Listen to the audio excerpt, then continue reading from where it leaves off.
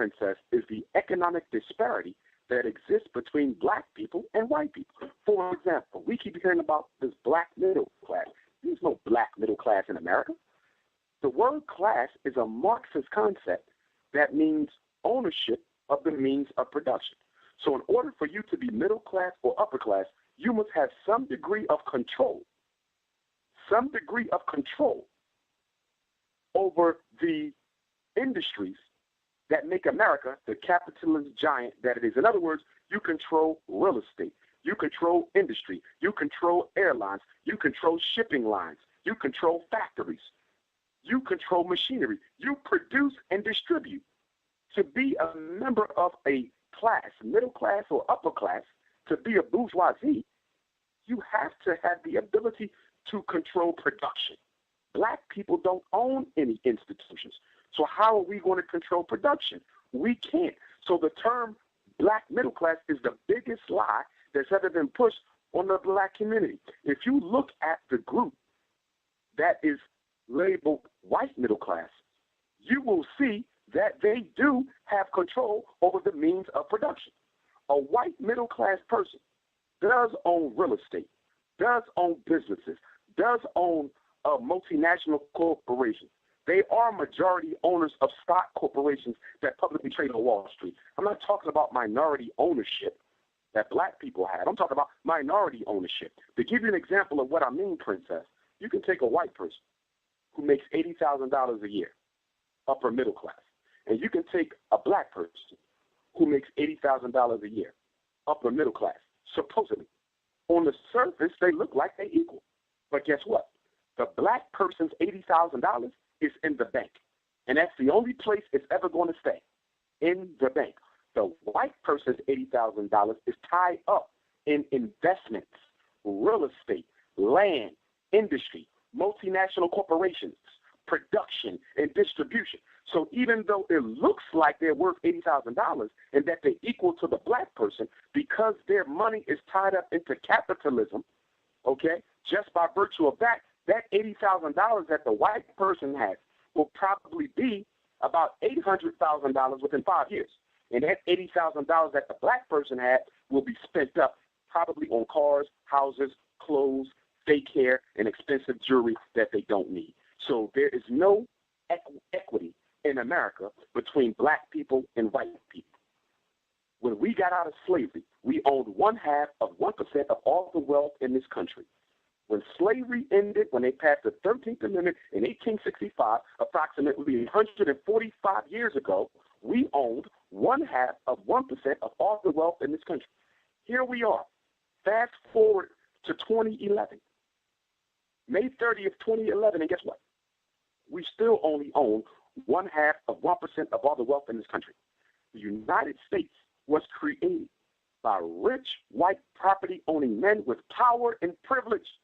In order to vote in early America, you had to own land. You had to be a giant of industry or capitalism. You had to be in the position to control cotton, sugar, rum, or any of the other products in this country, timber, and etc. There is no power in America without wealth, not a bank account, not cash, not money, not lottery tickets, but wealth. Wealth is that which earns you money even when you're not working. White people are home right now watching TV, but their bank account is steadily growing through the night because it's tied up in investments that black people are not allowed to participate in.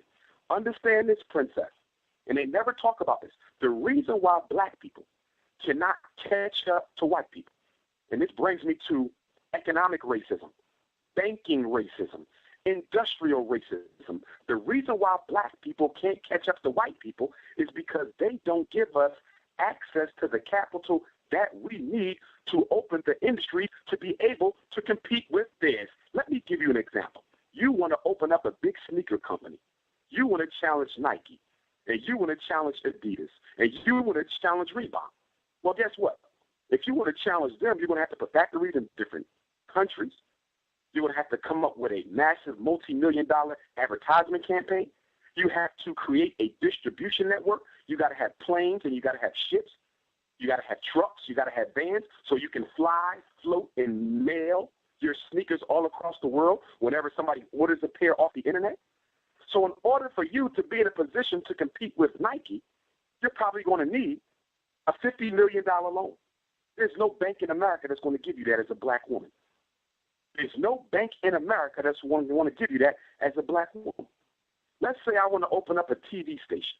I want to compete with ABC and NBC and CBS, and I want to compete with Fox. In order for me to do that, I'm going to need a $75 to $100 million loan. I got to get my networks up. I got to get my satellites up. I need a $100 million loan. There's no bank in this country, even if I got A1 credit, who's going to give me that type of money. The reason black people don't catch up to white people is because the banks follow a law that I call the zero tolerance law on black economic expansion. The zero tolerance law on black economic expansion. No black person in this country is ever going to get a loan that exceeds $2 million. Why? Because if they never give a black person a loan that exceeds $2 million, they never have to worry about competition with black people. And in the words of John D. Rockefeller, the patriarch of the Rockefeller dynasty, he said himself that competition is a sin.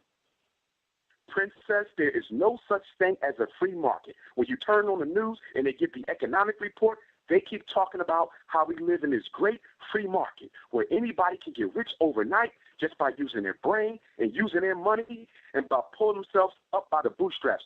Princess, that is a lie. Most white people in this country who got money, they got it intergenerationally. They got it through slavery. They got it through white folk who had businesses who may not have gotten that money through slavery, but who had access to what? Capital from the banks so that they can build their economic capital. We don't have that.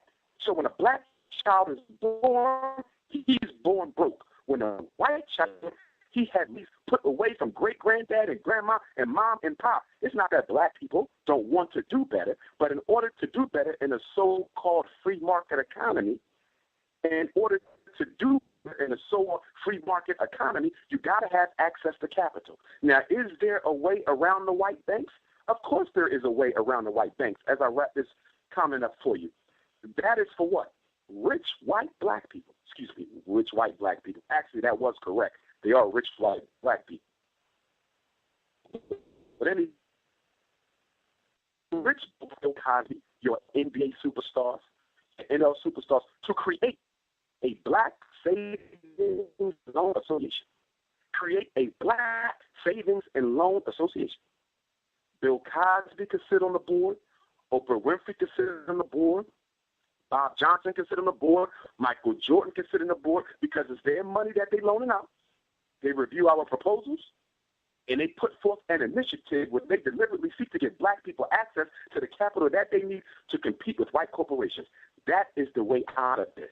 The problem is most rich black people are too afraid to help poor black people because most of them made their careers entertaining white people. In other words, they got rich making white people feel comfortable. Oprah Winfrey got rich making white people feel comfortable. Bill Cosby got rich making white people feel comfortable. Michael Jordan got rich making white people feel comfortable. And because of that, they are too afraid to reach back into the ghetto and pull some of us out with them. Last thing I want to tell you is this, Princess. Another reason why black people are going back to the future. In other words, we look like we're making progress, but we're going backwards. But we can't tell because of our ignorance. One of the reasons why is because black people are content with information, but they are not ready to build institutions. Let me say this again. The black community, the conscious community in particular, has contented itself with information, but they have done nothing to build institutions. I want to be very, very clear about that. When you look at most black organizations, they're talking good information, dinner lectures, good information, presentations, programs, events, good information. I'm not rejecting or criticizing the information. I'm not saying that we should stop collecting information because in this stage of informational warfare, we need as much as we can get. So I want people to be clear. I'm not saying we should stop the pursuit of information. I'm saying that we should stop being content just with having it. We should stop being content just with knowing. I see brothers and sisters who are addicted to what's going on with black people in the music industry. They're addicted to know about Satanism in the music industry. I know brothers and sisters who are addicted to what's going on with black people in Hollywood. I know brothers and sisters who are addicted to the Illuminati. I know brothers and sisters who are addicted to the black boule, misnomer, the black bourgeoisie. They are addicted to information. Just like you get addicted to crack.